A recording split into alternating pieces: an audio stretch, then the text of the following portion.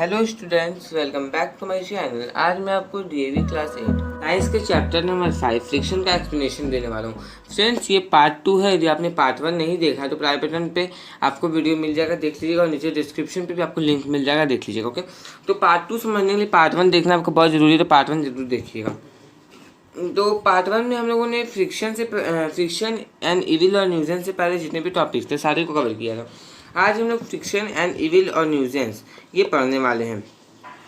हम लोग सभी जानते हैं कि जो फ्रिक्शन है वो हमारे day to day activities, daily life की एक्टिविटीज़ में बहुत ही ज़्यादा ज़रूरी है, नीडेड है, ठीक है। लेकिन इसके पास बहुत ही ज़्यादा डिसएडवांटेजेस होते हैं और ये कुछ अनवांटेड होता है सर्टन सिचुएशंस में। तो कुछ सिचुएशंस दिए गए हैं जब फ्रिक्शन डिजायरेबल नहीं है। ओके, तो फ्रिक्शन जो है एक हमारी यूजफुल एनर्जी हमारे पास अवेलेबल है उसका एक सब्सटेंशियल पार्ट को कंज्यूम कर लेता है, ठीक है। जब भी फ्रिक्शन किसी रिलेटिव मोशन को अपोज करता है दो ऑब्जेक्ट के बीच में, जब भी दो ऑब्जेक्ट कांटेक्ट में रहते हैं उसके बीच में रिलेटिव मोशन को वो अपोज करता है, तो जो भी मूविंग ऑब्जेक्ट है वहाँ पर प्रेजेंट, उसके तरफ जो भी एफर्ट लगाया गया था, एनर्जी और फोर्स, वो यूज़ कर लिया जाता है फ्रिक्शन को ओवरकम करने में, मतलब फ्रिक्शन को कंट्रोल करने में। सेकेंड है friction is responsible for lot of wear and tear of moving parts. जो भी मूविंग पार्ट्स होते हैं उसमें जो वियर एंड टियर होता है उसके लिए जो रिस्पॉन्सिबल है वो है फ्रिक्शन। ओके, हम लोगों ने जब भी हम लोग चप्पल जूते पहनते हैं तो हम लोगों ने उसके निचले पार्ट, सोल जो होता है उसको हम लोगों ने घिसा हुआ देखा होगा, ठीक है। फिर जो रेलवे स्टेशन में पटरी को पार करने के लिए जो लंबे लंबे पुल बनाए हुए होते हैं वहाँ वो भी घिस जाते हैं, तो हमारे जूते और चप्पल के सोल्स भी घिस जाते हैं। तो ये सब जितने भी चीज़ वहाँ पर होते हैं सब होते हैं फ्रिक्शन के कारण, ठीक है। फ्रिक्शन जो हीट को आप कर सकते हैं, फ्रिक्शन जो हीट को वहाँ पर ला देता है, रबिंग होता है वहाँ पर जिसके कारण हीट प्रोड्यूस होता है और वहाँ पर जो है lot of wear and tear देखने को मिलता है। तो एक सिग्निफिकेंट अमाउंट ऑफ एनर्जी जो कि मशीन को सप्लाई किया जाता है, ठीक है, वो वेस्ट हो जाता है हीट एनर्जी के फॉर्म में। ओके, फोर्स ऑफ फ्रिक्शन को ओवरकम करने में, मतलब उसको कंट्रोल करने में आप कर सकते हैं। तो और हम लोगों ने जब ये चीज़ अपने घर में जो ऑब्जर्व किया होगा, जब भी हम लोग मैचस्टिक को किसी रफ सरफेस में स्ट्राइक करते हैं तो वो आग पकड़ लेता है। ओके, उसमें उस मैचस्टिक में आग लगती है। ओके, यहाँ पर आप सेकेंड एग्जांपल ले सकते हैं कि जब भी हम लोग अपने पाम्स को फ्यू मिनट्स में, कुछ मिनट के लिए रगड़ते हैं तो वो गर्म हो जाते हैं। ओके, तो इससे हम लोग, ये क्यों होता है? इसलिए होता है कि फ्रिक्शन जो है ये हीट के प्रोडक्शन को लीड करता है, उसको बढ़ावा देता है, ठीक है। तो फ्रिक्शन को जो एनर्जी जो रिक्वायर्ड है फ्रिक्शन को हटाने के लिए वो हीट में कन्वर्ट हो जाता है। जो एक्सेसिव हीट जो प्रोड्यूस होता है फ्रिक्शन के दौरान वो damage moving part of machine को डैमेज कर देता है। अब हम लोग आ गए हैं फ्रेंड्स नेक्स्ट टॉपिक जो कि मेथड्स ऑफ इंक्रीजिंग फ्रिक्शन, कैसे हम लोग फ्रिक्शन को इंक्रीज कर सकते हैं। तो अब हम लोग पीछे हम लोगों ने जितनी चीज़ों को पढ़ा इससे हम लोग जान गए तो फ्रिक्शन है ये एक तरह से इविल भी है और एक तरह से न्यूजेंस भी है, मतलब एक तरह से हमारे फ्रेंड भी है, एक तरह से हमारा दुश्मन भी है। तो कुछ सिचुएशंस में जो है ये डिजायरेबल है और कुछ में क्या है, ये अनडिजायरेबल है, ठीक है। तो जब ये फ्रिक्शन हमारे पास रिक्वायर्ड होता है तो ये सरफेस को रफ करके इसे बढ़ाया जा सकता है। ओके, और आपने देखा ही होगा कि जो व्हील्स होते हैं उसके ट्रीट्स होते हैं, देखा होगा आप लोगों ने, गड्ढे टाइप के होते हैं, उसे हम लोग कहते हैं ट्रीट्स। ओके, तो वो ट्रीट्स क्या होते हैं, हमारा जो सोल है जूते और चप्पल का, हमारा जो सोल है वो ग्रूव्ड क्यों रहता है, ठीक है। तो इसलिए जो ट्रीट्स और ग्रूव्स है वो उनके ग्रिप, रोड पे जो ग्रिप होता है उसको इम्प्रूव करते हैं, ठीक है। तो ये फ्रिक्शन को एक डिज़ायर्ड वैल्यू तक इंक्रीज कर देते हैं जो कि हम लोगों को स्कीडिंग और स्लिपिंग करने से में हेल्प करता है। ओके, उससे हम लोगों को अवॉइड होने में हेल्प करता है, उससे हम लोगों को बचाता है। स्पोर्ट्समैन और जो प्लेयर्स है वो अपने लिए एक स्पेशल टाइप के स्पोर्ट्स शूज़ को यूज़ करते हैं जिसमें स्पाइक्स और क्लियर्स लगा होता है, ठीक है। ये होता है एक piece of metal rubber on their soles. उनके जूते और चप्पल के जूते के में जो सोल्स लगा होता है उनमें क्या लगा रहता है, स्पाइक्स और क्लियर्स, ठीक है। एक ये मेटल का पीस होता है या फिर रबर, ठीक है। तो इससे होता क्या है, इससे होता है कि वो ग्राउंड पे उनका एक बेटर ग्रिप बनता है जिनसे वो अपोनेंट को आसानी से आप कर सकते हैं, हरा सकते हैं। एथलीट्स और अदर स्पोर्ट्समैन जब भी वो लोग खेलते हैं तो फ्रिक्शन का यूज वो लोग करते हैं। जिम्नास्ट जो है अपने हैंड में कुछ कोर्स चॉक पाउडर को अपने हाथ में लगाते हैं, ठीक है। इससे क्या होता है, वो अपने अनइवन बार्स को अपने हैंड में कर सकते हैं, आप फ्रिक्शन को इंक्रीज करते हैं और अनइवन बार्स को, ओके। तो ये जो है उन्हें अपोनेंट पे एक बेटर ग्रिप देता है, ओके। जो कबड्डी आप इसी कारण देखते हैं, कबड्डी जो है, कबड्डी प्लेयर्स जो है वो अपने हाथ को सॉइल से अपने रब करते हैं। तो इससे होता क्या है, इससे होता ये है कि ओपोनेंट पे उनका एक बेटर ग्रिप बनता है, ओके। तो अब हम लोग देखते हैं friends method of reducing friction. We now know that it is in very many situations friction is desirable and friction is undesirable and we have to minimize this। देखिए friends, हम लोगों को अब हम लोग जान गए फ्रिक्शन जो है बहुत सारी सिचुएशंस में ख़राब होता है और हम लोग उसे मिनिमाइज़ करना है, ठीक है।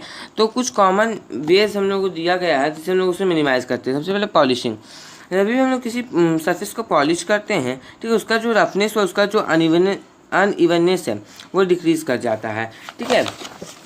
तो जो सरफेस है वो स्मूथ बन जाता है, जो फ्रिक्शन है वो रिड्यूस हो जाता है, ठीक है। समटाइम्स हम क्या करते हैं, सैंड पेपर, एक फाइन सैंड पेपर से उसके अनइवननेस को रिड्यूस करते हैं। अब आज ये लुब्रिकेशन, जो सेकेंड है टाइप फ्रिक्शन को रिड्यूस करने का, वो है लुब्रिकेशन, ठीक है। हम लोग सभी जानते हैं कि जब भी कोई ऑयल का कुछ ड्रॉप्स, ठीक है, डोर के हिंग्स में डाल दिया जाता है, जो डोर है वो पहले से और स्मूथली चलने लगता है, ठीक है। जो बाइसाइकिल और मोटर मैकेनिक्स है वो ग्रीस को यूज करते हैं मूविंग पार्ट्स ऑफ मशीन के बीच में, ठीक है। तो हम लोगों को यहाँ पर क्या इसलिए यूज़ किया, हम लोग फ्रिक्शन को रिड्यूस किया जाते हैं इफिशियंसी को बढ़ाने के लिए, ठीक है। तो ऑयल लाइक सब्सटेंस जो कि फ्रिक्शन को रिड्यूस करने में हेल्प करते हैं जबकि सरफेस पे डाला जाता है, उससे हम लोग कहते हैं लुब्रिकेंट्स, ओके। लुब्रिकेंट्स सॉलिड भी हो सकते हैं, लिक्विड भी हो सकते हैं। लिक्विड में ऑयल जैसे होते हैं, ठीक है। सेमी लिक्विड्स हो सकते हैं ग्रीस टाइप में, और सॉलिड हो सकते हैं टैल्कम पाउडर के रूप में, ओके। जब भी हम लोग मूविंग पार्ट्स ऑफ मशीन के बीच में लुब्रिकेंट को अप्लाई करते हैं तो एक थिन लेयर, लुब्रिकेंट का एक थिन लेयर उन दो सरफेसेस के बीच में बन जाता है। तो जो सरफेस है वो एक दूसरे के अगेंस्ट में अब डायरेक्टली रब नहीं करेगा, क्या होगा, फ्रिक्शन जो रिड्यूस हो जाएगा।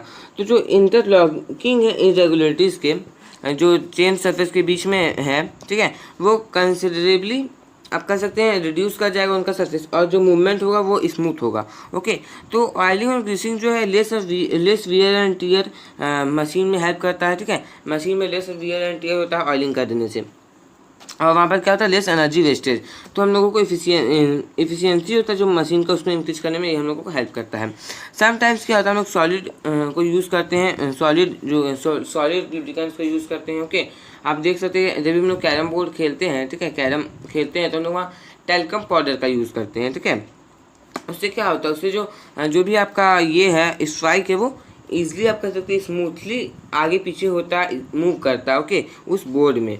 तो बोर्ड और स्ट्राइकर के बीच में जो सरफेस है, जब कह सकते हैं जो फ्रिक्शन है वो कम एक्ट कर रहा है वहाँ पर, तो स्ट्राइकर वो स्मूथली बोर्ड पे मूव कर पाता है, ठीक है। सब कुछ मशीन्स में क्या होता है कि ये एडवाइजेबल नहीं है, ठीक है, लुब्रिकेंट को यूज करना।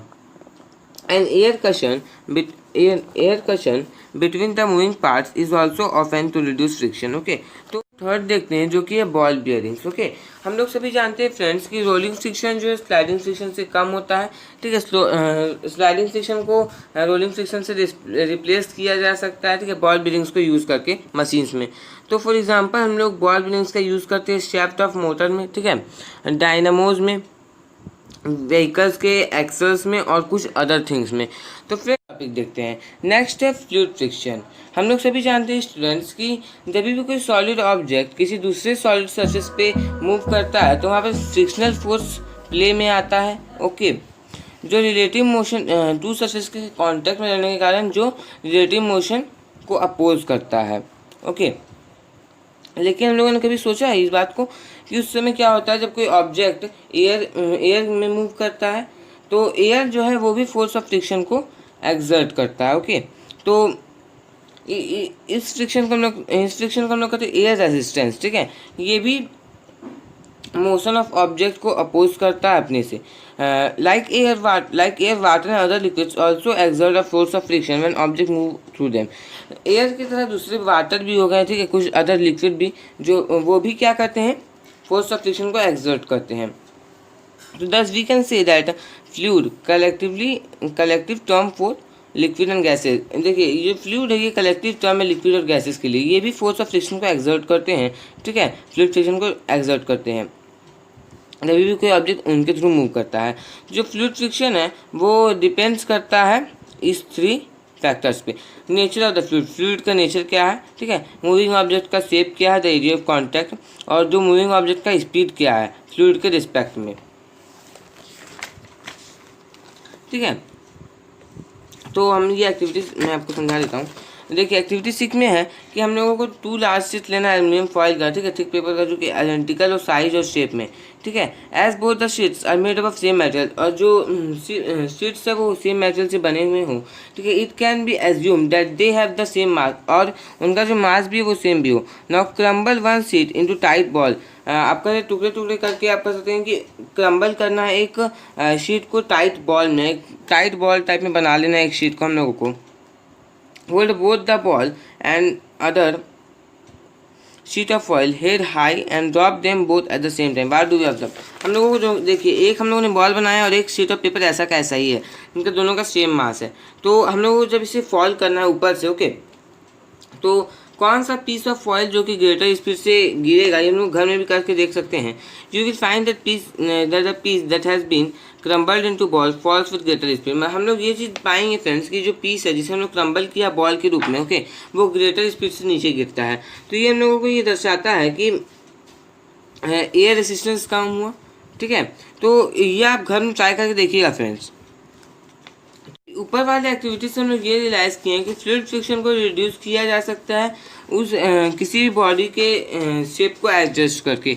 हम लोग ये भी ऑब्जर्व करते हैं कि जब भी कोई ऑब्जेक्ट फ्लूइड के थ्रू मूव करता है हाइयर स्पीड से, तो एक लार्जर फोर्स जो कि उसके मोशन को अपोज करता है, they can lose a considerable part of their useful energy to overcome this fluid friction to minimise the energy loss. The bodies object are given special shapes.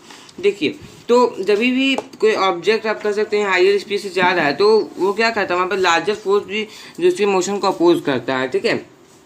तो अपने आप कह सकते अपने यूजफुल एनर्जी का एक कंसिडरेबल पार्ट वो loose कर देते हैं फ्लूइड फ्रिक्शन को ओवरकम करने में, कंट्रोल करने में, ओके। तो इस एनर्जी को, इस जो एनर्जी उनमें लॉस होता है, उस एनर्जी को आप मिनिमाइज़ करने के लिए उन्हें कुछ स्पेशल शेप दिया जाता है। हमने क्लास 6 में पढ़ाई होगा कि बर्ड्स और फिशेस जो है वो हमेशा फ्लूइड्स में मूव करते रहते हैं, ओके, और मतलब दिन भर वो लोग फ्लूइड्स में मूव करते रहते हैं। तो उनके जो बॉडीज़ है वो भी इवॉल्व होते हैं इस शेप के साथ, ओके, जो उन्हें लेस एनर्जी को लूज़ करने में और फ्लूइड फ्रिक्शन को ओवरकम करने में उनका लेस एनर्जी लॉस हो, ओके, उसे बनाता है उस प्रकार से, ठीक है। हम लोग केयरफुली यदि उस शेप्स को देखते हैं, एयरप्लेन के शेप को, बोट के शेप को, तो हम लोग देखेंगे एयरप्लेन और बर्ड के शेप में कुछ सिमिलरिटीज़ दिखेगा, और जो शेप है बोट का उसमें भी कुछ फिश का सिमिलरिटीज़ दिखेगा। तो नेचर जो हम लोगों को यूजफुल आइडियाज़ देता है मैनकाइंड को, scientist often put them to use in designing the shape of objects. Scientist जो है इसे यूज़ करके, इसे पुट करके किसी भी ऑब्जेक्ट के शेप को आप कह सकते हैं डिज़ाइन करते हैं। स्पोर्ट्स व्हीकल जो है इस प्रकार से डिज़ाइन भी किया जाता है, जो पॉइंटेड होता है फ्रंट की तरफ, आगे की तरफ जो है पॉइंटेड होता है, ठीक है। स्पोर्ट्स व्हीकल्स को इस तरह से डिज़ाइन किया जाता है कि जब भी एयर्स उसके से फ्लो करते हैं, उनके सरफेस उनके ऊपर सरफेस के ऊपर से फ्लो करते हैं, इस तरह से वो फ्लो करते हैं कि एयर के एक एक पार्टिकल्स, ठीक है, एयर का एक एक पार्टिकल्स एक पर्टिकुलर पॉइंट से सेम स्पीड और सेम डायरेक्शन से आपका से पास करता है। इस फ्लो को हम लोग कहते हैं स्ट्रीमलाइन फ्लो। और जितने भी शेप दिए जाते हैं जितने बॉडीज़ को उसे हम लोग कहते हैं स्ट्रीमलाइन बॉडीज़। तो streamline flow of air over the surface of vehicle reduces friction helps to acquire faster speed. तो जो स्ट्रीमलाइन फ्लो है, किसी एयर का जो स्ट्रीमलाइन फ्लो है किसी भी व्हीकल के सरफेस पे, ठीक है, वो फ्रिक्शन को रिड्यूस करता है और किसी भी आप कर सकते हैं किसी भी ऑब्जेक्ट किसी भी बॉडीज़ को फास्टर स्पीड एक्वायर करने में हेल्प करता है। तो इसी के साथ फ्रेंड्स ये चैप्टर आपका पूरा हो गया। ओके, तो आपको वीडियो कैसा लगा कमेंट करके जरूर बताइएगा, और यदि आपको वीडियो अच्छा लगा तो लाइक कर दीजिए, और आपको किसी और सब्जेक्ट का वीडियो चाहिए, किसी और चैप्टर का वीडियो चाहिए तो कमेंट कीजिए। और हाँ फ्रेंड्स, यदि आपका इसका सोल्यूशन वीडियो भी चाहते हैं तो कमेंट कीजिएगा। ओके फ्रेंड्स, यदि आप मेरे चैनल पे नए हैं तो चैनल को सब्सक्राइब कर लीजिए, बेल आइकन को प्रेस करके ऑल पे प्रेस कर लीजिए, क्योंकि मैं आपके लिए ऐसे वीडियोस को लाता रहता हूँ। Thanks for watching.